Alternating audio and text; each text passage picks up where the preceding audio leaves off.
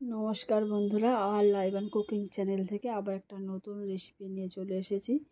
দেখো, আজকের এটা হচ্ছে মুরালি মাছ, যাকে শঙ্কর মাছও বলা যায়। আমি আজকের এটা হচ্ছে কি প্রথম ইউটিউবে এই ধরনের রেসিপি করছি মাছের। তা প্রথমে দেখো, মাছগুলোকে টুকরো টুকরো করে কেটে নিয়েছি। খুব বেশি বড় নয়, মাঝারি সাইজের কেটে নিয়েছি। এতে শুধু মাছই থাকে, আর যে হাড়গুলো থাকে সেগুলো কুচকুচ করে, বাচ্চাদের পক্ষে খুবই ভালো, পেটের পক্ষেও এই মাছ খুব ভালো। তা প্রথমে দেখো ধুয়ে নিয়েছি, এবার নুন দিয়ে দিচ্ছি, নুন, হলুদ আর সামান্য লঙ্কার গুঁড়ো দেবো, একদম সামান্য দিয়ে এই মাছগুলোকে ভালো করে মশলার সঙ্গে মেখে প্রায় 10 মিনিট মতো রেখে দেবো।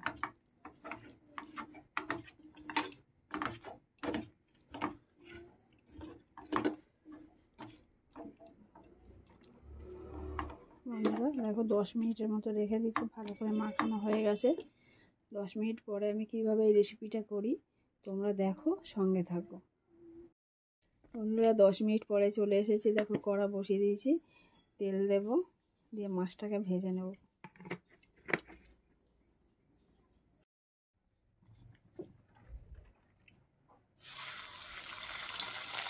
মাছগুলোকে ভেজে নেব।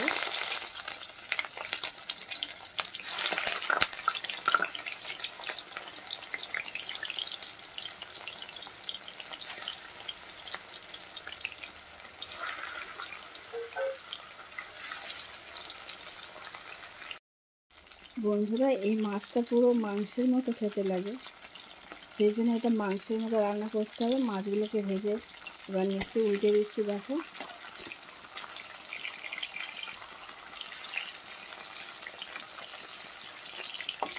এইভাবে সব মাছগুলোকে আমি ভেজে নেব।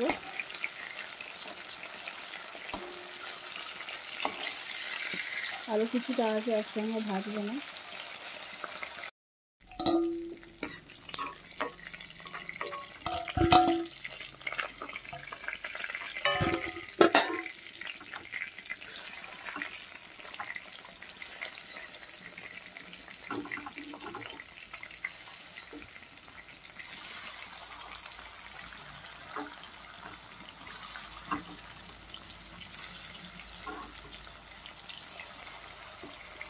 বাকি মাছগুলো এইভাবেই আমি ভেজে নেব, নিয়ে তারপরে রান্নাটা স্টার্ট করব। আলুগুলো ভেজে নিচ্ছি, বড়ো বড়ো মাংসের মতো আলুগুলো কেটে নিয়েছি।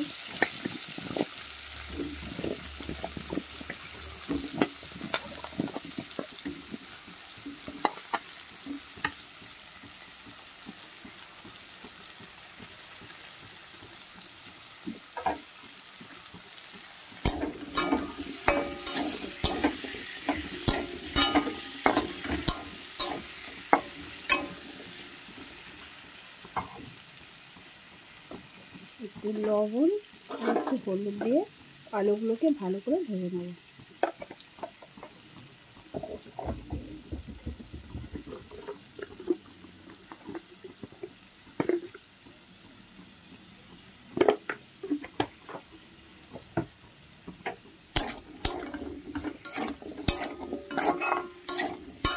ভালো করে ভাজতে হবে, লাল লাল করে, যেমন আমরা মাংসের আলুগুলোকে ভাজি তেমনভাবে ভেজে নিতে হবে। আলুটা ভাজা ভাজা হয়ে গেছে, বটি ভালো করে ভেজে নিয়েছি। এবার আলুগুলোকে তুলে নেব।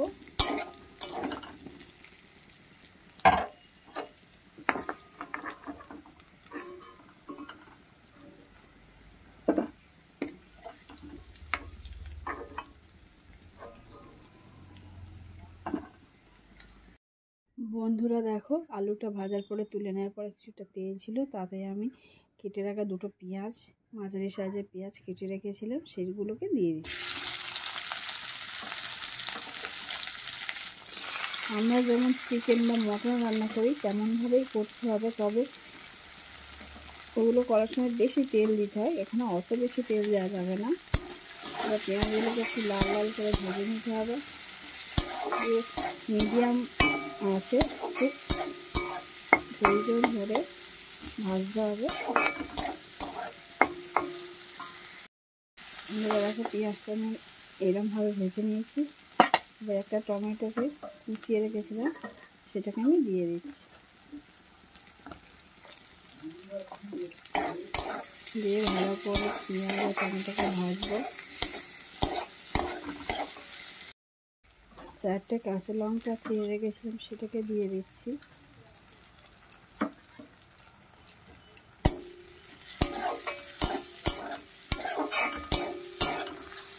এবার সামান্য লবণ দিয়ে দেবো।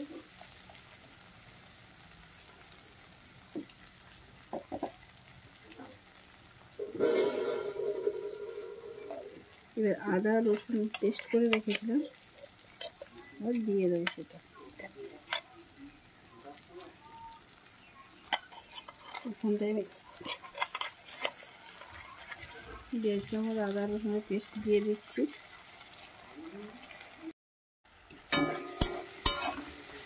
আর এরকম পেঁয়াজ টমেটো কাঁচা লঙ্কা একসঙ্গে ভালো করে কষতে হবে বন্ধুরা।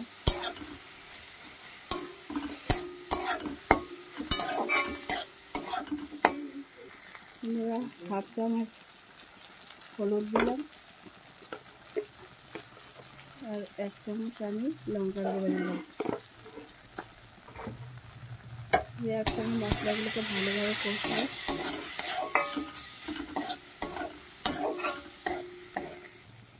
যাতে মশলাটা পুড়ে না যায়, সেই সামান্য জল দিয়ে দিচ্ছি।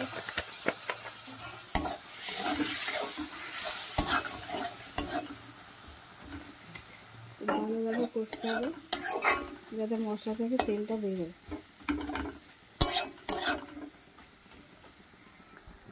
একেবারে মশলাটা প্রায় হয়ে এসেছে। এবার আমি যে আলুগুলো ভেজে রেখেছিলাম সেই আলুগুলো দিয়ে দেবো।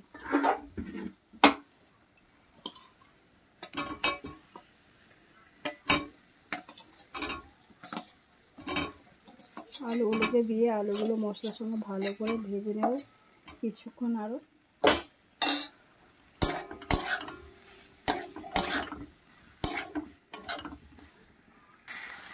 বন্ধুরা আমি মশলার সঙ্গে আলুটাকে ভালোভাবে কষিয়ে নিয়েছি। এখানে কষানো আমার কমপ্লিট হয়ে গেছে। জল ঢেলে দেবো।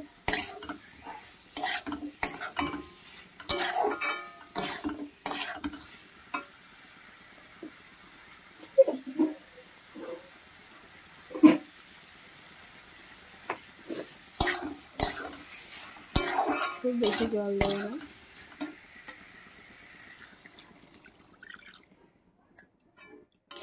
জাস্ট আলুগুলো ডুবে থাকবে আর মাছগুলো সিদ্ধ হবে, এই পর্যন্তই জলটা আমি দেবো। ঢাকনা চাপে দেবো, দিয়ে মিনিট 10 পরে ঢাকনা খুলে দেবো আলুটা সিদ্ধ হয়ে গেছে কিনা।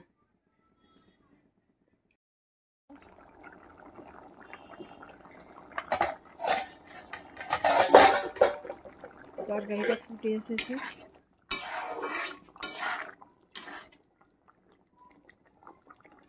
আলুটা 50% বেশি হচ্ছে, সিদ্ধ হয়ে গেছে। এবার মাছগুলোকে দিয়ে দেবো, কারণ এই মাছগুলো একটু সিদ্ধ হতে সময় লাগে। এই মাছগুলোকে দিয়ে দিচ্ছি।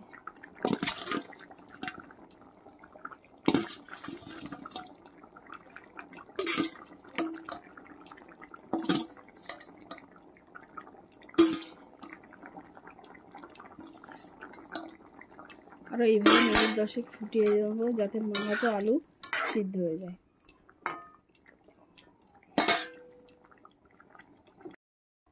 বন্ধুরা দেখো, দেখি 10 মিনিট পরে।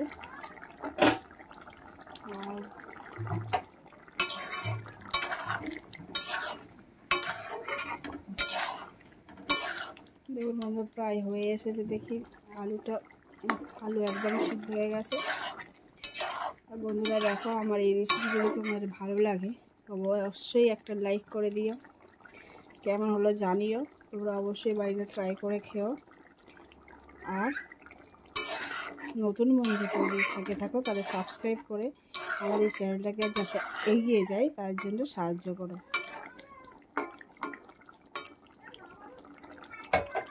দেখো বন্ধুরা হয়ে গেছে। এবার আমি এটাকে অফ করে দেবো। দেখো বন্ধুরা, রান্নাটা আমার কমপ্লিট হয়ে গেছে। আজকে এই পর্যন্ত, আবার অন্য একটা রেসিপি নিয়ে তোমাদের সামনে হাজির হবো।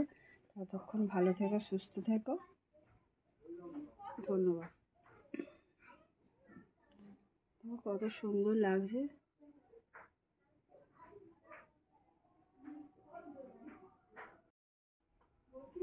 জল পড়ে